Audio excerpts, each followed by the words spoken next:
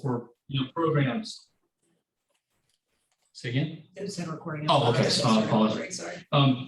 It renders ownership almost like a gridlock ownership, and it really holds people up. You can't go to get loans. Lenders' properties cannot be used as collateral. And even on top of that, if you're familiar with, yeah, some popped on my screen there. If you're very familiar with, if you're a homeowner already, you'll understand what the 4% homestead exemption residence is. And 4% versus 6% is a big jump. Well, every heirs property is paying at 6% because they can't be qualified for the 4%.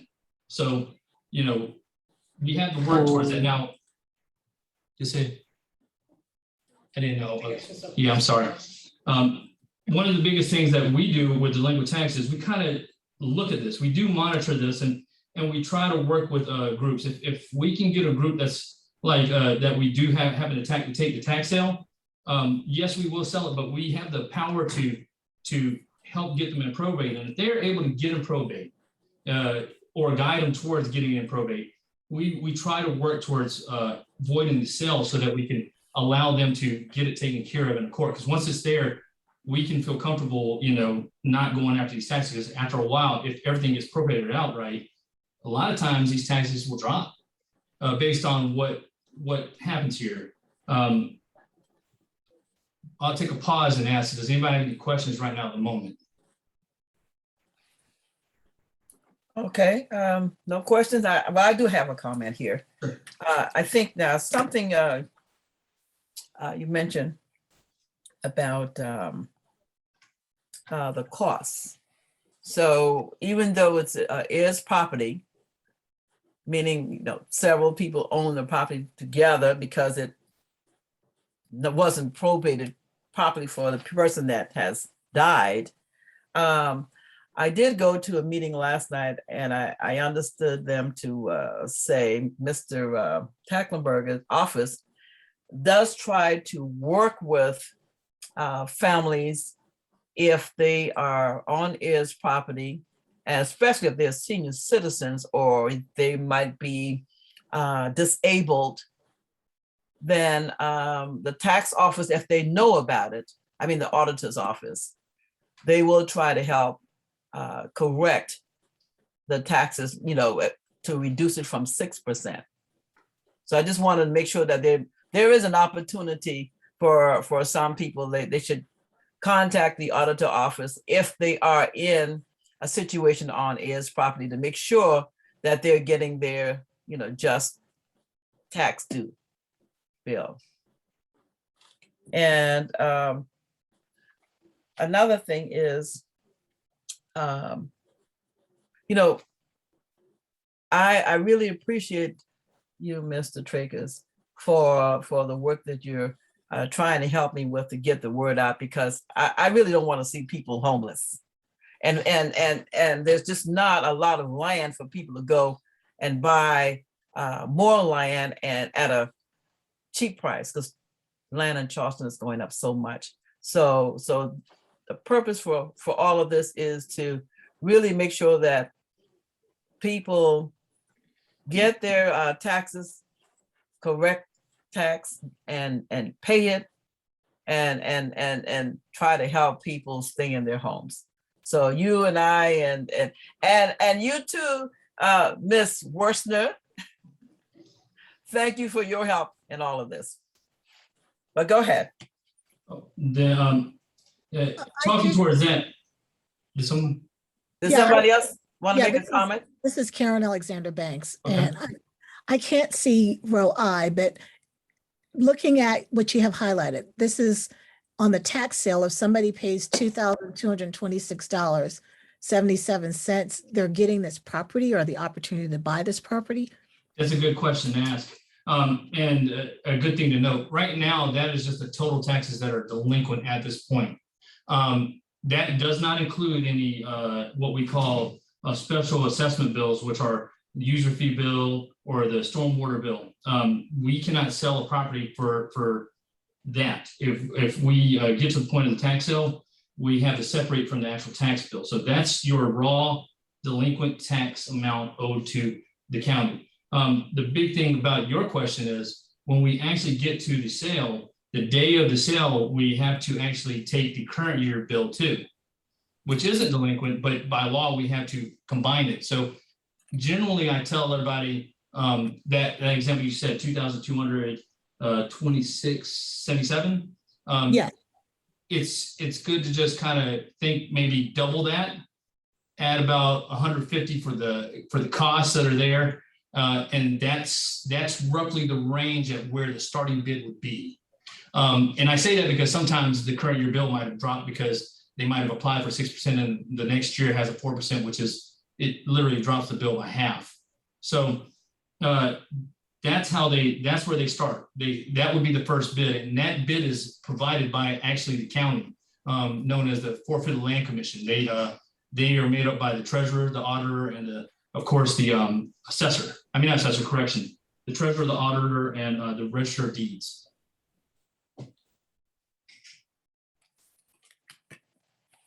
And when is that sale final?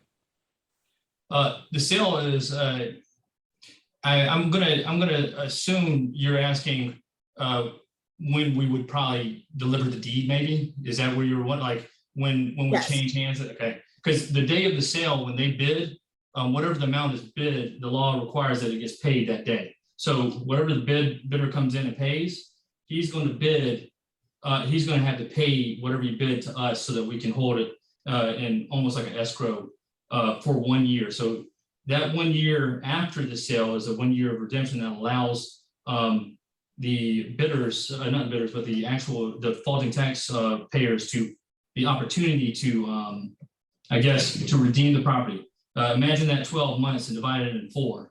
Every 3 months, it goes up a percentage. So immediately, whatever they bid on the property, let's just say the property was $10 and they ultimately bid $100. Then it would go up the day after the sale 3%. So in order for them to redeem the property, they would have to pay that extra $3 on $100 that they bid. Now the person who's redeeming, the actual defaulting taxpayer doesn't have to come in and pay $103, but they do have to come in and pay their $10 of taxes. Remember, I said it was based on the $10. And the $3 that of the interest that was created based on that $100 bid on the property. So ultimately, to save the property, you have to pay $13. Now we're not talking $13, obviously, based on the list you see there. Most of these starting bids are going to be easily what, 4,000 or 5,000. Or I can see some smaller ones, maybe 1,500. But at the end of the day, these things will probably reach upwards to anywhere from 15,000 to, based on a couple on that list, they may reach $1 million in bids. I hope that answers your question. Okay, thank you. Okay. Does that answer your question, Ms. Alexander Banks? Yes. Okay. Using that as a segue, one thing that a lot of people tend to ask after that is, well, that's a lot of money. So remember the example we used of $100. In the case of $100, say you weren't able to redeem it, you couldn't get the money, you couldn't pull that $13 to save your property, and the year goes around. Well, if it gets into the 6th month, or after the 3 months and it moves into the next quarter, it goes up 6%. So now the person has to pay $16, and then so on. So it goes in quarters of 3% until the final quarter of 12%. If ever that amount that the redemption happens to challenge the amount of the bid, it will, the bidder's interest, it will always be capped at the amount of the taxes that are due and the current year bill. So the FLC, that's why it was important to note what the FLC was. So the first bid at any tax sale is called the FLC bid. And like I said, that's basically on behalf of the county. And that's just in case nobody bids on the property, the county reserves the right to take ownership of it after a year redemption also. That's just to keep it the tax rolls going. It's designed to do that. But what happens to that money? What happens at $100 if you can't redeem it? Well, if you get to the very end of that year, My duty is to take that $10, pay our taxes. That's all I have to do. And then I have to go check anything else on you. And if you happen to not pay a stormwater fee or something else, I have the right to take a little bit of the money that's left over. So out of the $100, I've taken $10 and now there's $90 left. That $90 goes to the defaulting taxpayer. So they get that. It's a consolation prize, I would call it, because a lot of times it's not worth the price of the property itself.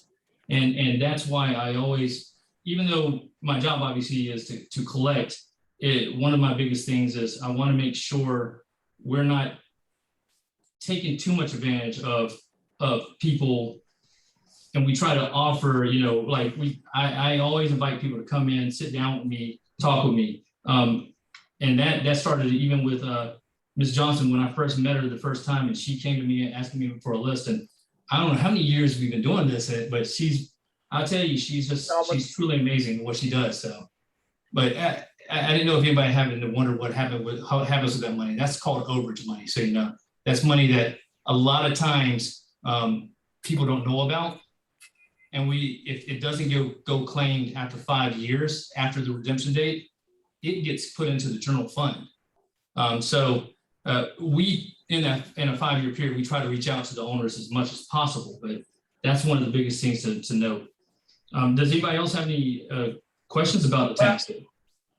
I do have a question I'd like for you to follow up on that part right there. So if this was heirs property and someone,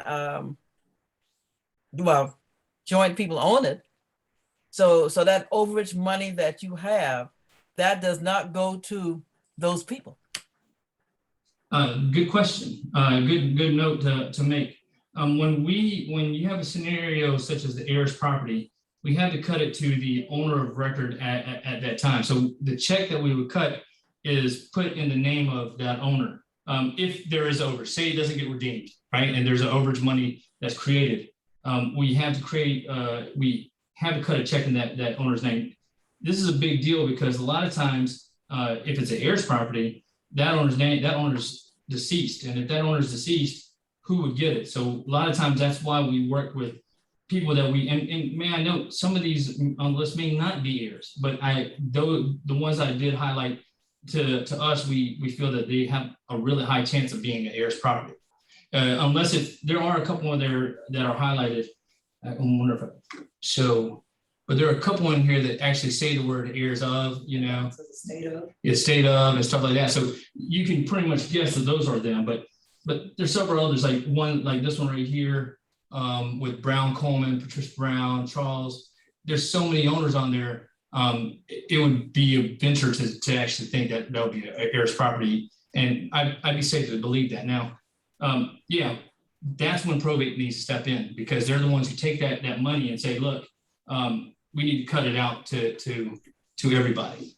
Unfortunately, that's the only problem, because that costs more money, and people can't afford that. It's one of the things that I hate. I want you to know, though, when you deal with heirs property, you can actually sell each one of them. Each person who has a name on the property has a distinctive right to a portion of that property based on percentage. A good example would be the one I dealt with in Richland County.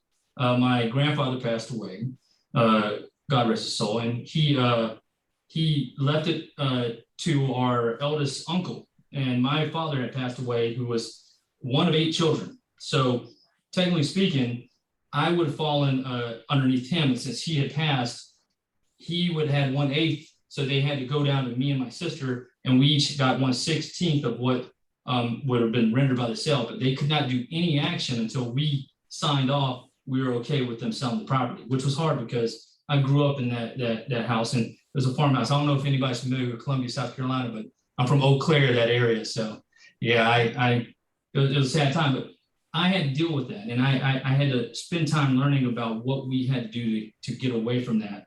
And it's sad because you're often pitted against your own family members, and that's not how it should be. Again, I call that systematic because it's designed to help the wealthy in this aspect, i.e., it makes it hard for us to pay taxes at 6% because we can't get the things to help us. But then when we can't pay the taxes, you're buying it at a tax sale for a lot less than the worth of the property. And if you can't, so now the wealthy are getting hold of the property and they're going to able to cut it up properly and then sell it, for a lot more money. So it's built to where we can't really survive with it. So that's why personally, whenever I see these issues, I reach out and I say, look, there might be something we can do. And I even reach out to local groups and talk to local churches, anybody that can help out, because one of the biggest things I was taught was the community will take care of you. One of the big things that Ms. Johnson always shows is that she really, really relies on the community. And that's one of the biggest things that I see when I deal with this tax sale. So I think all of that to say that like the county does not want to take your property. yeah. We want everybody to pay their taxes. So, the only way to get the taxes if they're not being paid is by putting it in a tax sale. But we do not want to take the property. That's the last thing we want to do. Yes. The resolution ultimately is though the tax sale, and it's not always frowned upon. A lot of people actually use it as a stepping stone. Some people actually have used it to do better in their life too. But as you can see, it hurts us. Do we have a question? Do we have any other questions? Okay. I will be making sure this spreadsheet does get to Ms. Johnson so she can give, and this is as of 30 minutes ago, or maybe an hour ago, this Okay. list. So it's. So this will be the final list. No, this, the actual tax sale is December 13th. Okay. This list is just a portion of the list that I actually put out. And right now, I think number wise, we're at 1,500 real property and about 150 mobile homes. That are still set to go to tax sale, but the numbers constantly getting smaller. Every Friday, I put an updated list out, but for this specific roundtable, I went ahead and ran her own list because she asked for it anyway. So I wanted her to get it as soon as possible. Okay, so then I have another question. So how late? What is the latest time somebody could come and pay their taxes before you have the sale on the 13th? I believe it should be Friday, December 10th, by 5 o'clock. Okay.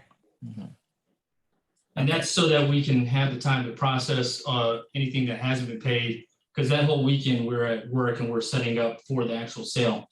Just to let everyone know, you do not have to actually pay to actually go to the tax sale. That's a big misconception a lot of people have. They think because we charge, if you plan to bid at our tax sale, we charge $10, and that's just to cut down on the amount of people who are actually coming in. Now, ultimately, the ones who haven't paid, they're welcome to come in, sit and watch the sale. It's free and open to the public. And I always invite people to come. In fact, I remember the first year Ms. Johnson came, and it was 2 years. Yeah, 2 years, that's right. Okay. Anna, this is Brenda. I have a question. Okay. The numbers in column H, is that the value of the property? H. 16,065. These are the, I believe the appraisal and the assessment is right beside it. So the total taxable assessment is, I'll see if I can. Is it what the assessor's office appraised it at? Yeah, this is based on the assessor's appraisal that's in our system right now. So when our okay. assessor's office goes out and that's what they appraise the property at. And the numbers in column, what is that? G, I'm sorry. G, Mhm. I'm on my cell phone and I Yeah. can't see all of it. That's what the taxes as today? that's all the delinquent taxes as of today. That doesn't include the user fees or stormwater fees, which they have to get paid also, but they do not need to be factored in when it comes to our tax sale. We can't sell property for that. Generally, when you do stormwater or user fee, those are taken care of in a court of law, administrative court. So they'll take that and probably get a judgment lien put on the property if those aren't paid. So it's better just to try to pay all of it, but the amount is just the taxes due, the property taxes that are due with the user fees taken out. And that Okay. amount will keep you from going to sale, definitely, especially this year. If you pay that amount before December 10th or by December 10th by 5 o'clock, then you should be fine and won't be part of the sale. Okay, all right, thank you. Anyone else? Okay. Well, I guess we can go ahead, Mr. Tracus. Okay. I guess to talk further about this just a little bit, it's important to note that redemption period is designed to allow for a person to save a property, and it's very important to if you are a person that has actually gone to tax sale, create a line of communication with us. One of the best things that work in everyone's favor is to reach out to our office. Generally, we try not to be reached a couple weeks after the sale because we're doing our calculations. We're making sure we've checked all our boxes to make sure that we've got a legit sale, that we haven't just sold anything incorrectly. We go through checks and balances like that. But when we actually have the ability, you can reach out to us and start a line of communication. Hey, look, I don't want to lose my property. And that's when we can start working with you. You know, familiarity is one of the biggest things with us. If I know you and I can work with you, I will try my best to find a way to save a person's property. A good example, I'm not sure if this was in this tax district, but one lady, we had to void her sale 3 times.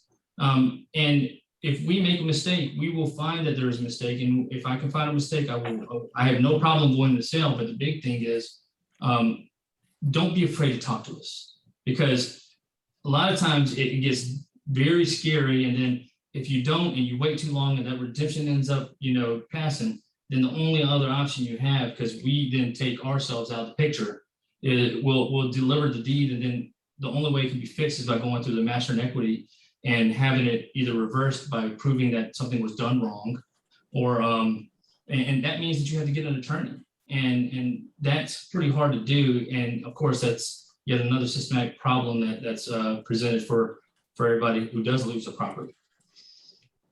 One thing also is knowing your property. I wanted to, if you don't mind, I think Althea is on also. I saw her name. Ms. Johnson had me talk to her, and she wanted me to make Yes. mention of something that we're dealing with right now, and that's a mobile home issue that came up. We do sell mobile homes and everything, but one thing you need to learn is if it's a mobile home, it could also be on one of these parcels that we sell. So we sell obviously real property and we sell mobile homes, but there are instances where they take a mobile home, and since that's registered with the Department of Motor Vehicles, if it's detitled, it can actually be assessed with the property, almost like a house on land. So it's all one package. In the case of Althea, we were looking at, I think and if I'm incorrect, I believe it's filed more. I couldn't find my notes on what we were working on, but she was actually trying to figure out what the property type was. And one of the big designators for a mobile home is the decal number. Well, in our notes, we found that the decal number is showing that the mobile home is a specific number. So when I took that and cross-referenced it against the actual TMS that it would be sitting on, it wasn't. Apparently, there was a mistake in the system. So it looks like the one that we had a record of burned down. Well, clearly, when I went by the property, there's a mobile home there, and there's an interest of selling that mobile home, but she can't until she.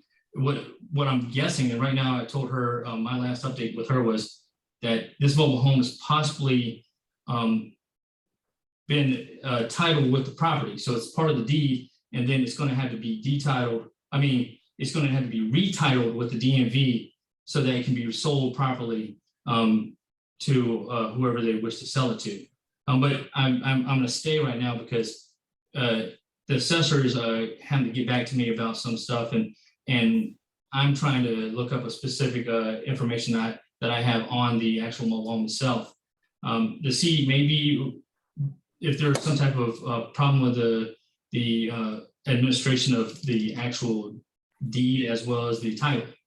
But big thing is, she's reached out to me and we're already ahead of the game on that. So if there is anything like a delinquency or anything else, I'm able to at least forecast and see what I can do. I can even work as far as to prevent it from going to sell if we know something's being done on it. It's not something that we offer all the time, but in a case like this, the confusion is so much at a level that we could want to approach that. Because in my mind, if a mobile home, in this case, if that mobile home wasn't properly assessed to the property, then either they've been paying higher taxes, and which means that more money could be, there could be a refund of money and saving them something. So I haven't told you that, Miss Althea, but I'm thinking, I don't know if you see me, but I'm trying to look out for you on that aspect, because one of the biggest things I want to make sure everybody has that. Like Kristen did say, our goal isn't to take people's houses and sell them. And don't be mistaken. You can't come to our sale and buy a property and then move in the same day. You can't. You don't even have ownership until after we deliver the deed. And that is at least a 1 year. And we usually take about 3 months after that 1 year to go through all the paperwork, make sure all notifications, everything else is done. All based on the statute, which is under Title 12, 51 and Title 12, 49.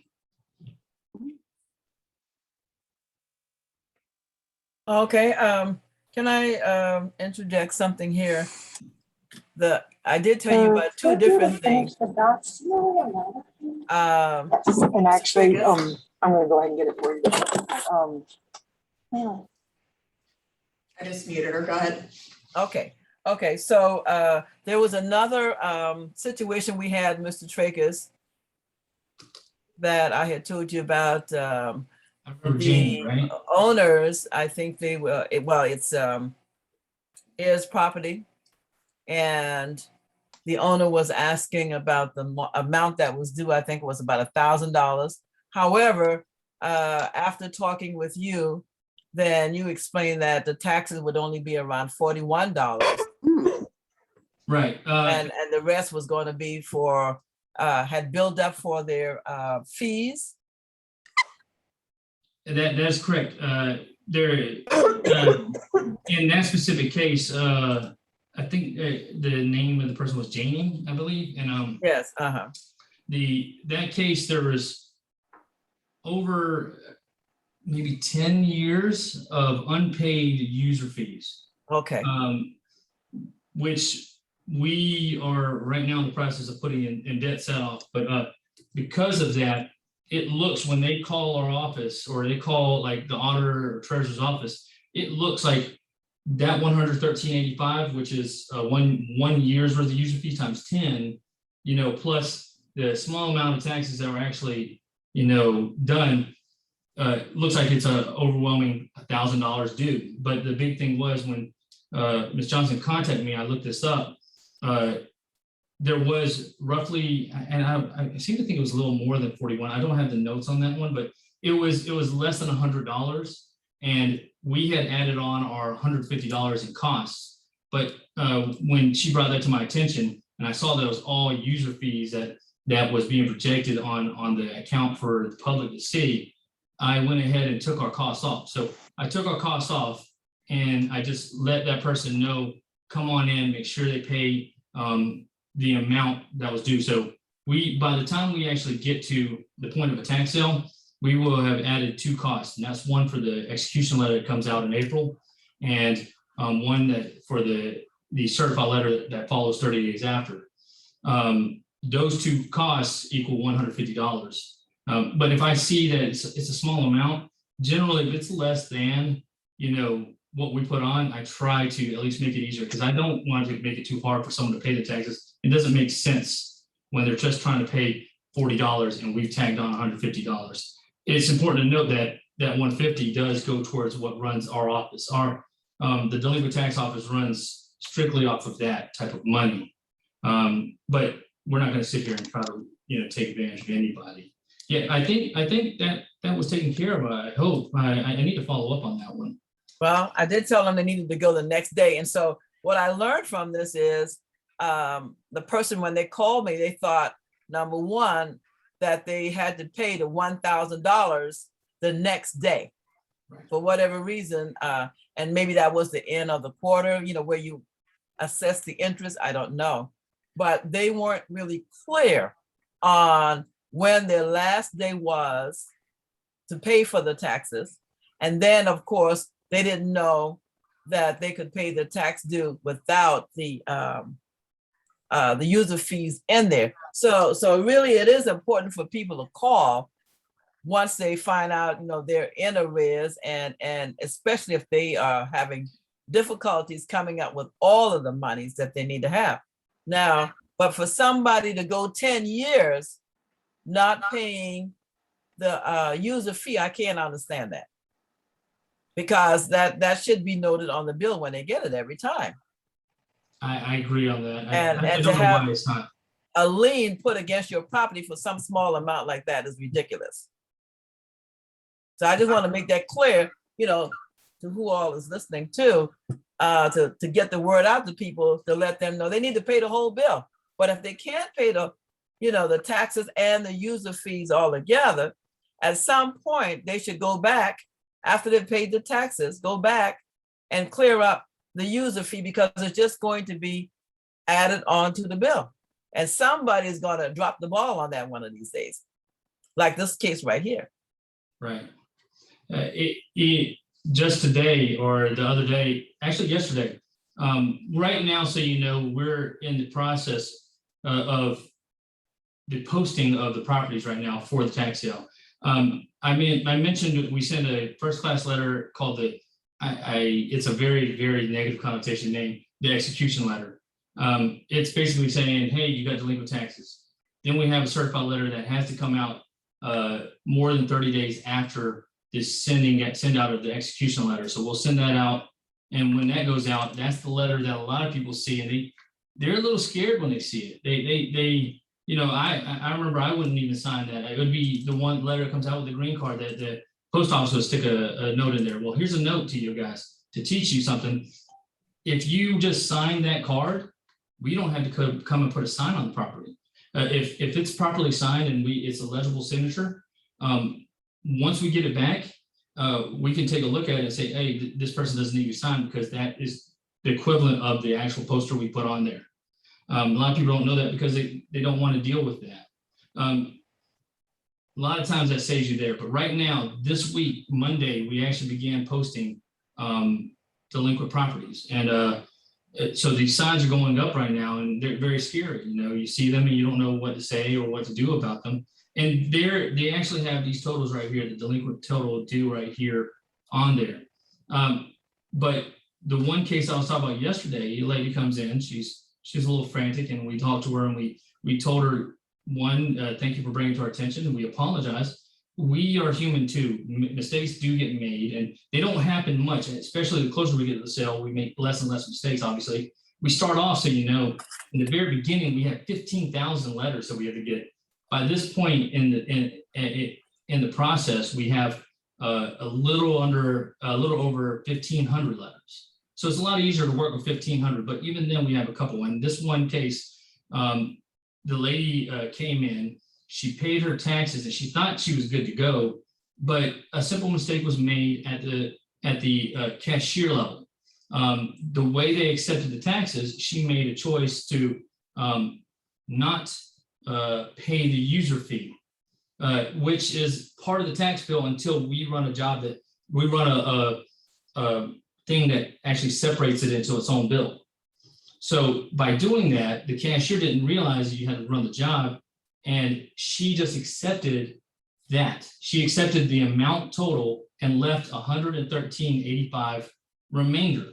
What does that mean? Well, for me, the tax collector, I look for only delinquent taxes to put on my sign that I'm going to go out with. Well, she comes in with a sign that says $100 and some change. And I was like, what is this? I can't understand this. And then I quickly remembered there's a problem with allocation sometimes.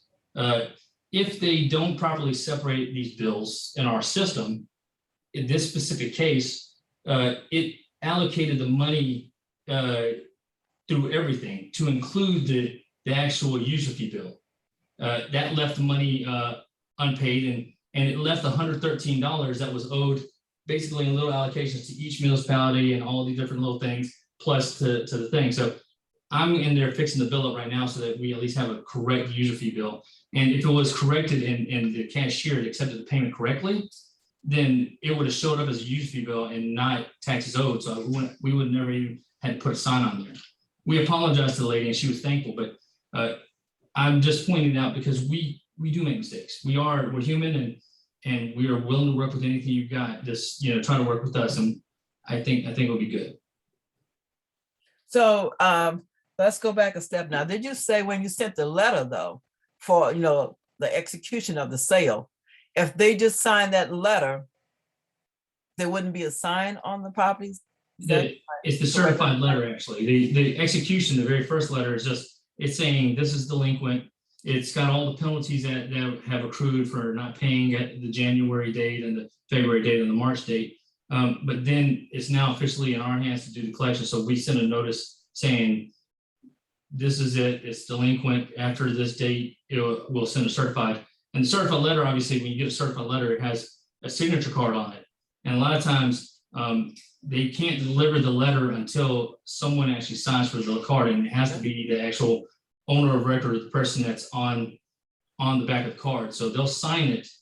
And once they sign it, it looks like a legible thing. If we get the card back, because it's the post office job to get it right back to our office. And when we get it, if we see that it's legible and we're good, we take it off of our list to post, which is good because at the end of the day, it's not our goal to put, to embarrass people with putting signs on the property, but that's the final thing we have to do to make sure we've done the proper notification physical, and that's it. So it's important also to note that after this, in 2 weeks, I believe, 2 weeks to this Wednesday, or 2 weeks Wednesday, we will be doing our first advertisement. That will be the 3 advertisements that will be coming out, letting everybody know in the newspaper, because a lot of people don't use computers and stuff. So we do it in circulation by law so that people can see it, and you can see the actual listing of all the people that are delinquent there too.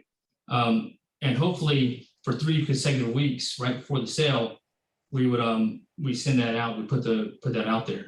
That's to include mobile homes as well. But that will be the final part. And once we finalize with that final advertisement, which is Wednesday before December 10th, then after that we have nothing else to go. We have to take it to sale. So you try to notify numerous times.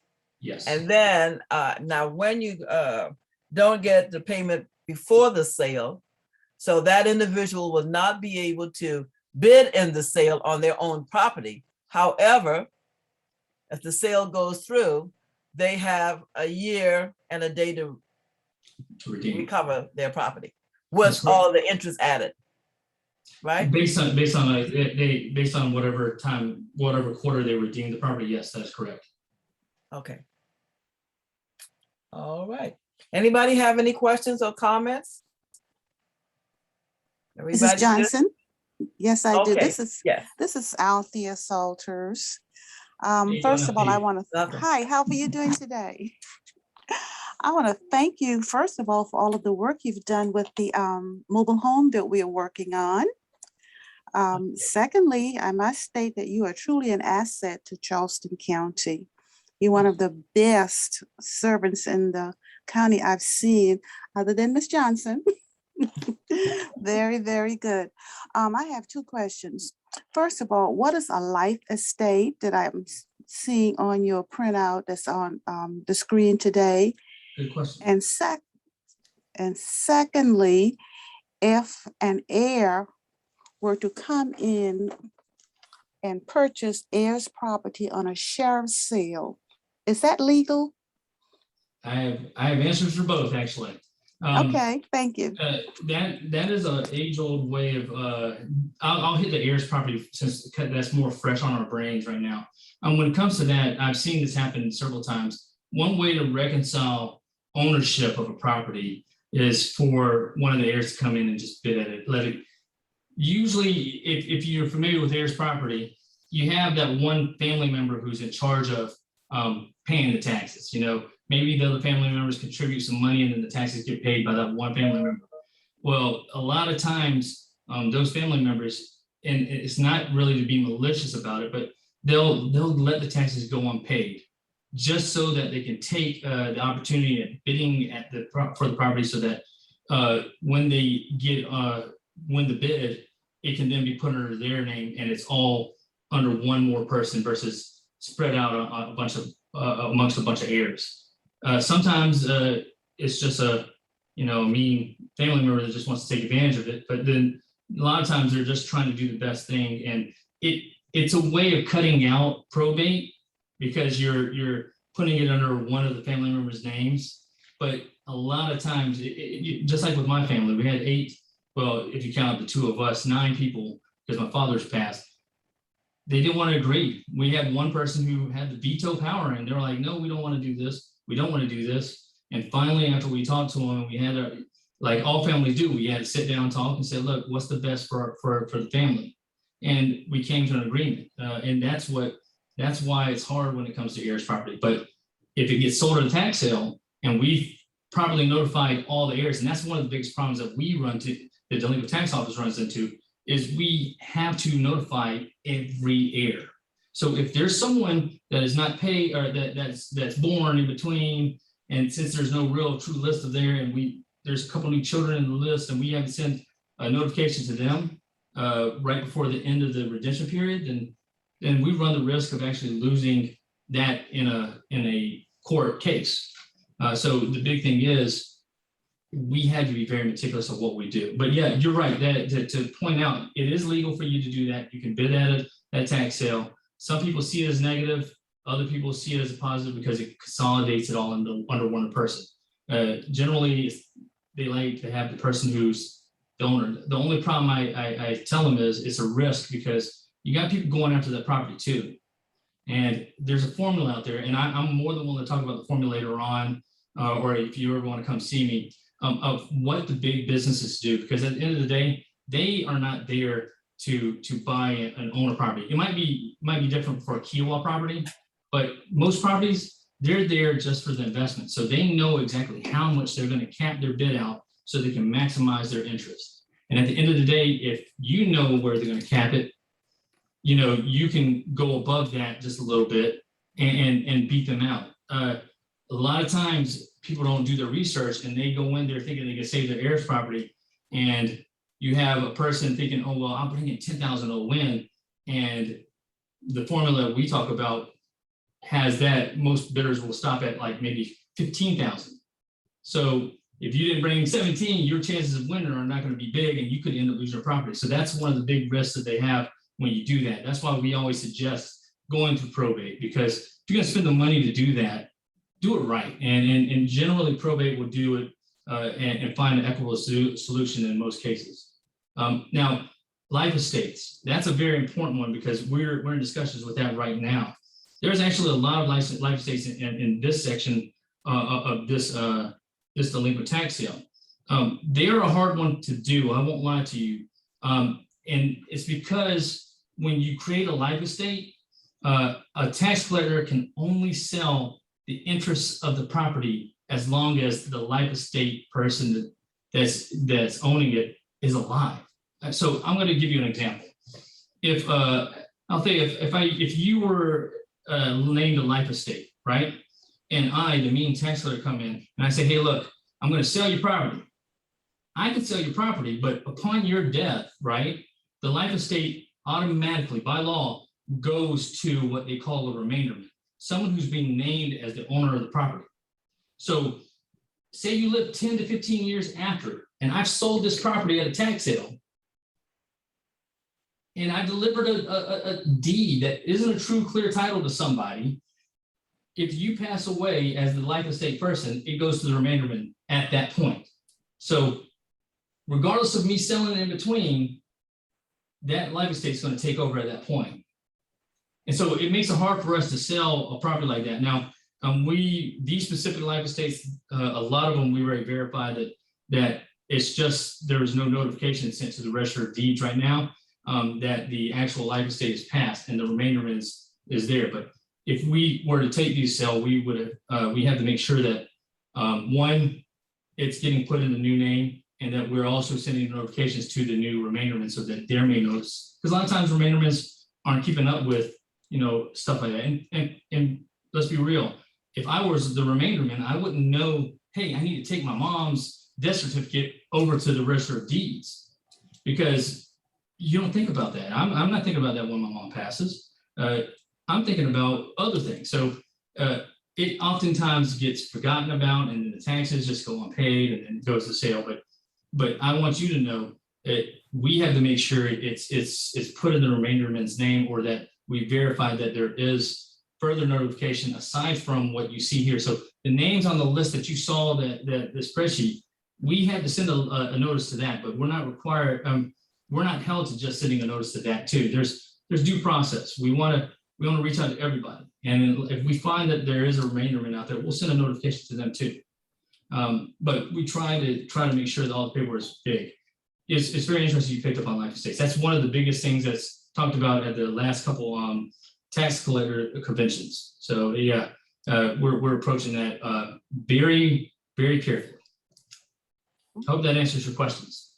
Very, very much. You really educated me today, I must say. Thank you so much. I expect you to come by and visit me. Okay, I will. Okay. All right, that sounds like a winner. So anyone else have a question? Everybody's clear on this? Well, if you go to the delinquent tax sales and bid on a piece of property, and there's a life estate, just know that you're not going to take control of that until the person passes away, right? That's Mr. correct. Trinkers? So that might be 20 years, 10 years, whenever, 2 days.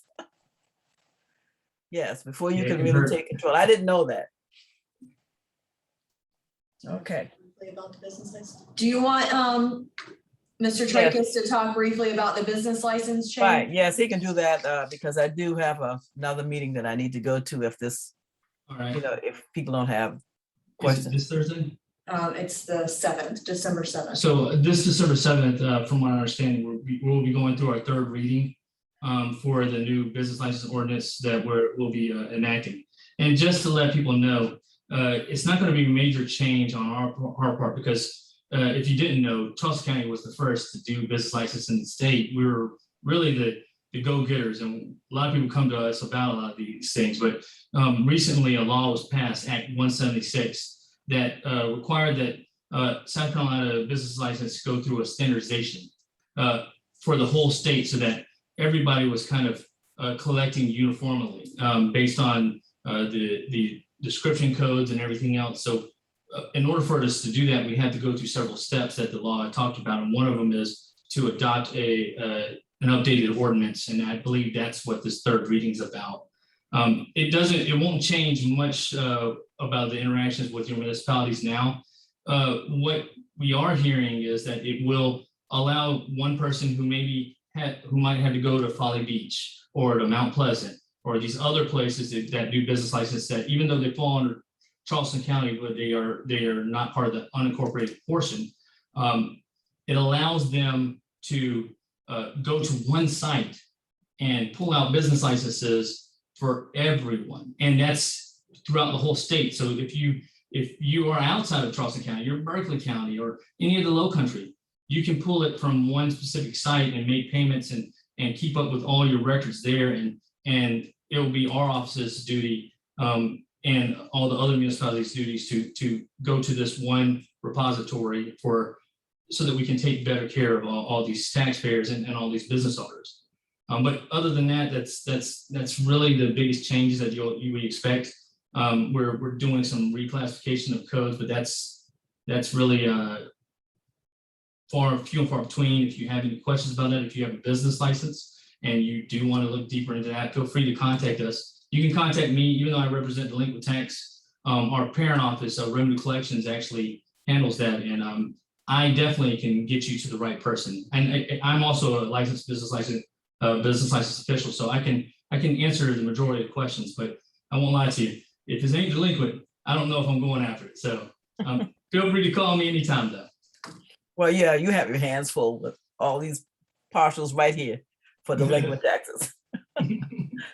Anyone else has any questions or comments before we end our discussion?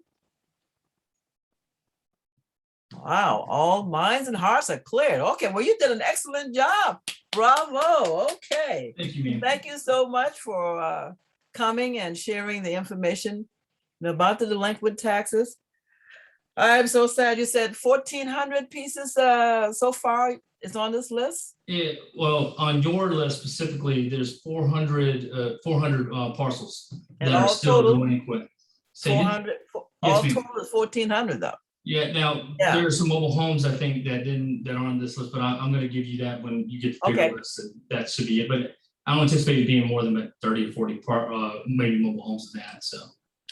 Well, you know, last year I tried to get an intern to help me with this so that we could try to identify property owners and who might be in jeopardy. And it wasn't an easy task to do, so we weren't so successful with that, but I am willing to try it again. And if anybody know of any interns that they think might be willing to do some kind of community services, I'm willing to work with them to educate them about this delinquent tax situation we have here, and also, you know, be able to offer the service to our community where we can save some people's properties. Okay. All right. Ms. Johnson, Mr. Blake, Yes. How you doing? I am fine. Good. How can I get a copy of this list? Well, this is recorded. The session is recorded, and so the list should be included in this recording, right, Miss Hess? Yes, ma'am. It's not the full list, but if Mr. Tracus says I can send it out to everybody, I'll send it out to everybody Okay. unless he wants to wait until it's completely updated. That's all the real property. May I ask, Mr. Blake, are you wanting a complete list of the entire? I did this. This list only covers her tax district. Do you want an entire list? Because if you do, we actually provide. No, just Ms. Johnson's Okay. area. Yeah, then they'll be able to give you a copy and they can email it and you'll have that. Okay, See, thank you, sir. He's already volunteered to help me out. Isn't that great? Hey, Ms. Johnson, Yes. I want to thank you. Oh, Thank you for having me on this call. I think it's quite informative, and I tell you, I would not miss the next one. So I appreciate all the information that was discussed today. Just really, All right. education is key to what we're trying to keep us informed and let us know what's happening. So I appreciate it so much. Well, thank you, Judge. And really, this is what it's all about. There's a tremendous amount of issues. I realize what is in the district, and I don't know all the answers because I don't do this every day, as you can see. But bringing the people who are responsible on our staff before the public for them to ask questions and to learn about, you know, the different facets of what they do is what I want people to be aware of, because there's a lot of things that I didn't know and still don't know. And you can lose a whole lot of money when you don't know. Right. Okay. So I appreciate it. I'm gonna look for you another time. All right. Yes, ma'am. Anyone else? Okay. Well, that being said, again, I want to certainly thank Mr. Tracus and Ms. Worstner, because she does work hard and helping me to get my speakers lined up for the next round and participating today. All right. Thank you. So that being said, I'll see y'all next time. Okay. Okay, thank